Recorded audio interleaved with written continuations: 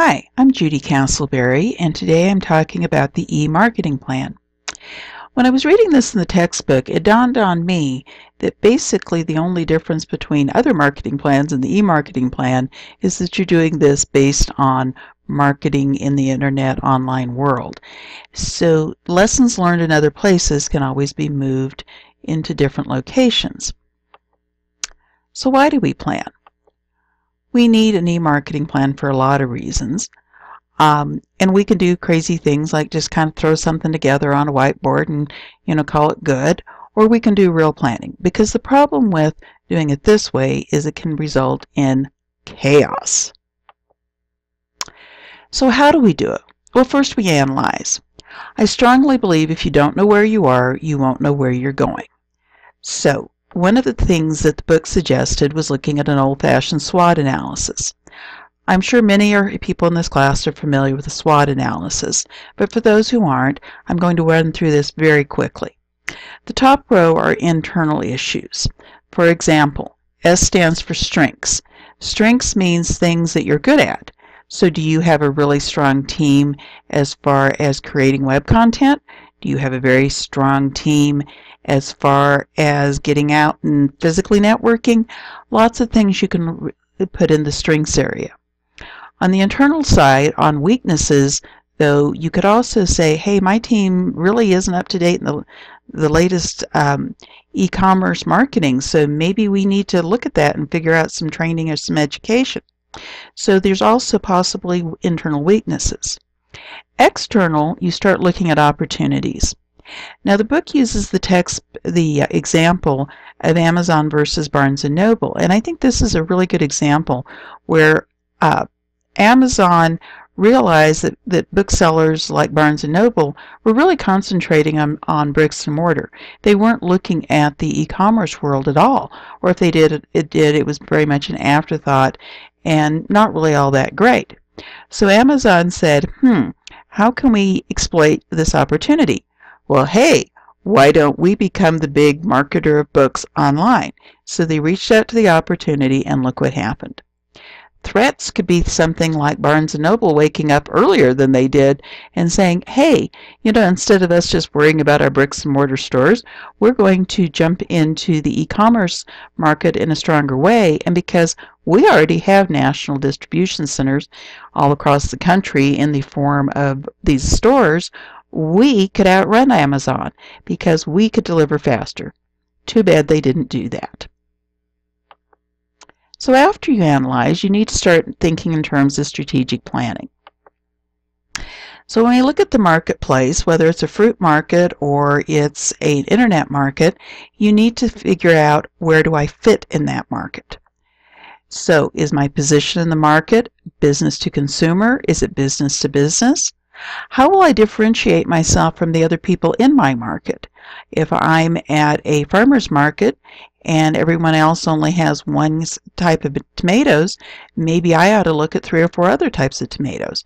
What makes me different? And this is incredibly important because people so often don't look at where they fit in the market and how to differentiate themselves. So moving on, then we need to start thinking in terms of what are the objectives of our internet marketing. So these are my friends, the alligators. And I'm sure many of you have heard the old phrase, it's hard to remember why you're draining the swamp when you're up to your ass in alligators. Well, objectives are, why are you draining the swamp? And if you don't know why you're draining the swamp, you will spend a great deal of time up to your in alligators. So objectives need to be task-oriented. They need to be measurable, and they need to be time-framed. In other words, they're things you can measure in a certain length of time by doing such and such. For example, we're going to increase market share by 10% by December 31st. We're going to increase the frequency of purchases by 20% by the end of this quarter. These are objectives. These are objectives whether you're talking about Amazon or you're talking about the pizza place down the street. So now we start talking about strategies, and this is where people really like to just jump in and let's start here. But this really, if you haven't done all this other planning, strategies aren't going to make any sense. So again, those of us in this class are pretty much all marketers, so we've probably seen this before. But when you look at it from an internet perspective, you have to really delve in a little bit differently. For example, is my product a virtual product? Is it something I deliver online? Is it streaming media? What is it? Is it a tangible product like a book, which I can mail to you, but I can also rent to you? Or, hey, I have a Kindle. I can just download it to you. So how your product is actually handled is really huge, which leads you to place, again, where is this product and where does it fit? How are you promoting it? Are you doing like Amazon? The minute somebody does a search for something like carpet cleaners, you suddenly get all these ads on Facebook saying, hey, Amazon's having a great sale on carpet cleaners, which, by the way, I sometimes think is really, really creepy. Are you competing on price? Again, one of the big issues early on with online marketers was the fact that they were cheaper than a bricks and mortar store because they weren't paying for the bricks and mortar store, but then they were charging you postage. So should you think in terms of, okay, I'm going to run this great promotion that if you buy more than $50 worth of product, suddenly your shipping is free? Or do I do something like the Amazon Prime, and if you buy a membership, you get 2-day shipping for free? There's lots of things around pricing that are product related, but are also all the peripheral things around the product. Budget. Oh dear, we have to spend money. One of the myths out there that I've run into before is the idea that e-marketing doesn't cost anything.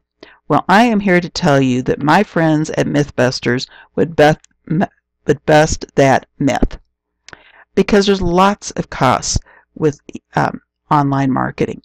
These are just a few of them, but people don't always look at these and realize how incredibly important these are in what you are doing. As you're doing your planning, how are we going to pay for it?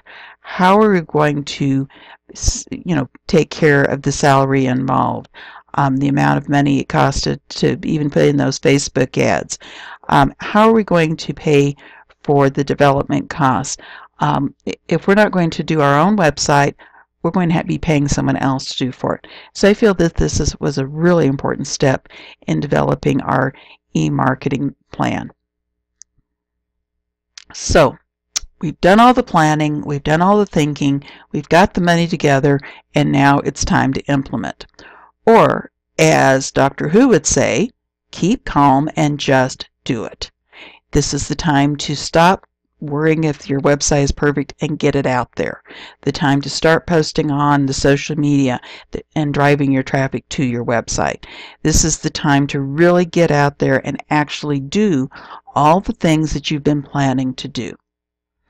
But then you don't just get to sit back and say, hey, I've done it and it's all taken care of. Because the final step, gosh, this sounds a lot like the first step, is to evaluate. You go back to those objectives and say, let me measure now what I set out to do. Did I manage to increase our market share by 10%? Do we have frequency of purchase increased by 20%? So we measure every single one of those. You also go back and measure your metrics of your various social media, because one of the things that often happens is people, put out a lot of different ways of marketing, but then they don't know which is the most effective. So this is also where you go and look at your actual metrics. Did those likes on Facebook actually result in sales? Did your email newsletter result in click-throughs to your website? So you actually evaluate every single thing you put out. If you do all this, then you won't have chaos in your e-marketing plan. Instead, you'll have a very solid plan that works for you and works for your customers and your clients, and hey, results in great sales for your products. Thank you.